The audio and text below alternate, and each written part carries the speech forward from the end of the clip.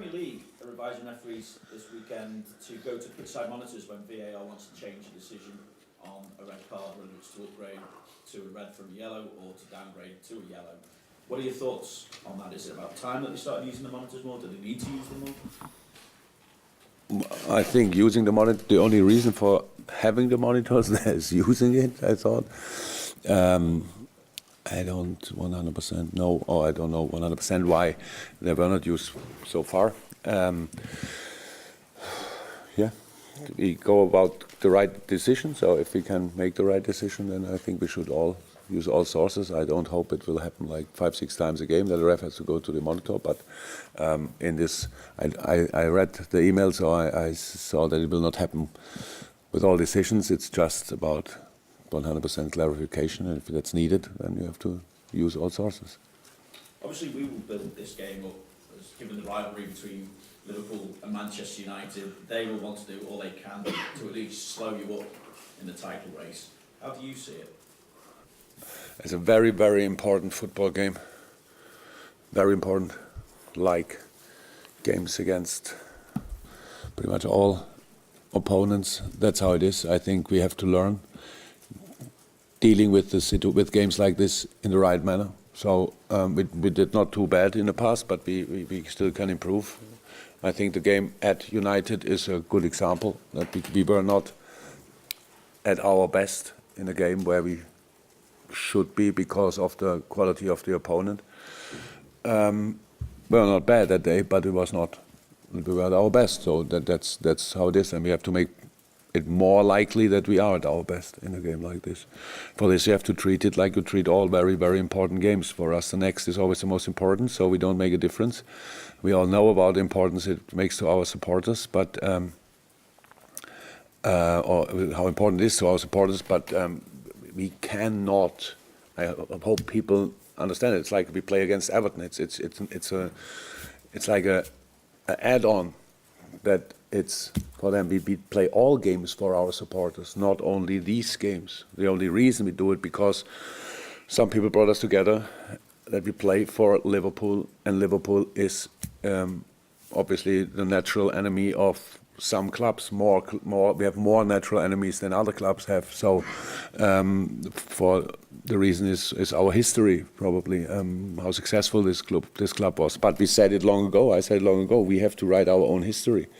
And that means we have to play the games our way, and that's what we try. So very, very important game, most important that weekend for sure for us, and so that's the way we want to approach it. Looking at the squad as well, do you get Matip and Fabinho back into the squad this weekend, and how far away are Love, Milner and Keita?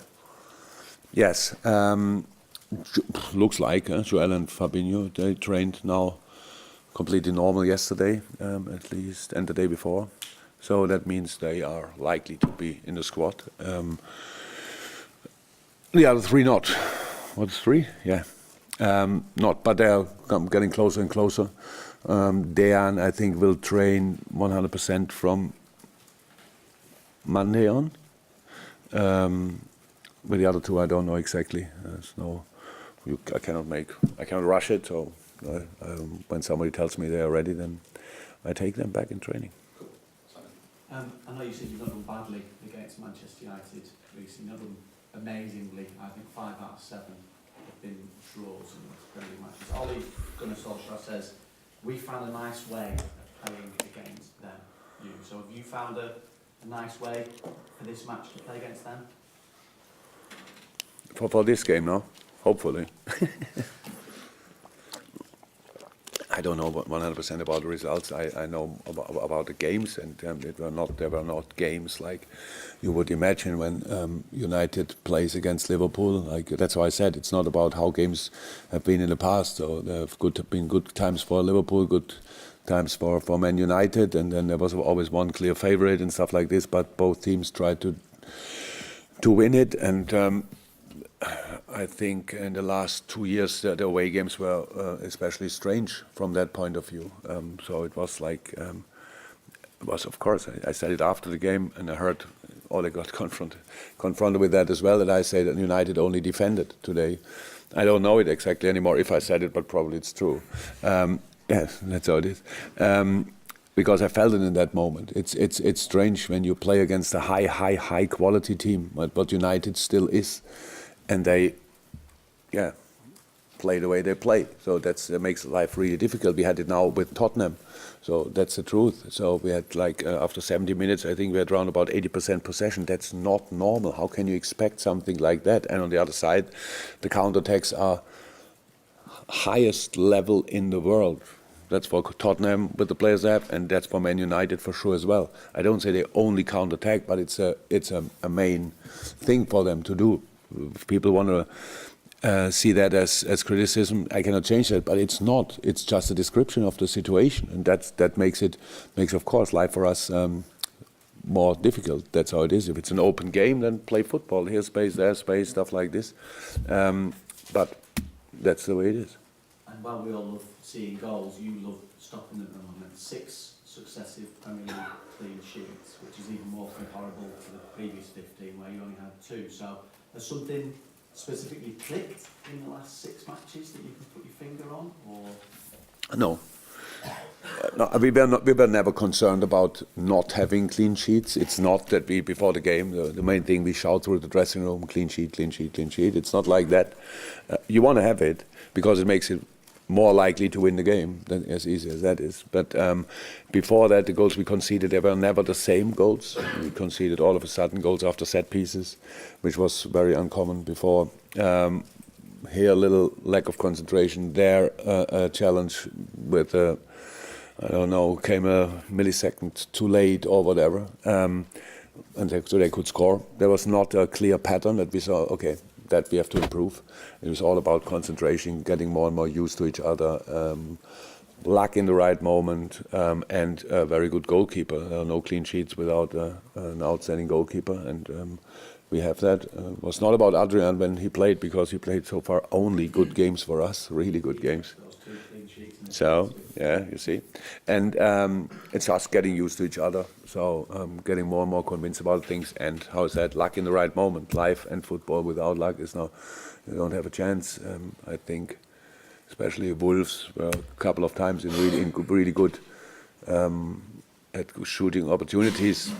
Tottenham kind of as well. That was not about defending. Then at the end it was about how they finished it off, and Ali's safe. So we have to be honest in this situation. It's not that we defended now completely perfect in the last 6 games. There's a lot of space for improvement, but we knew that.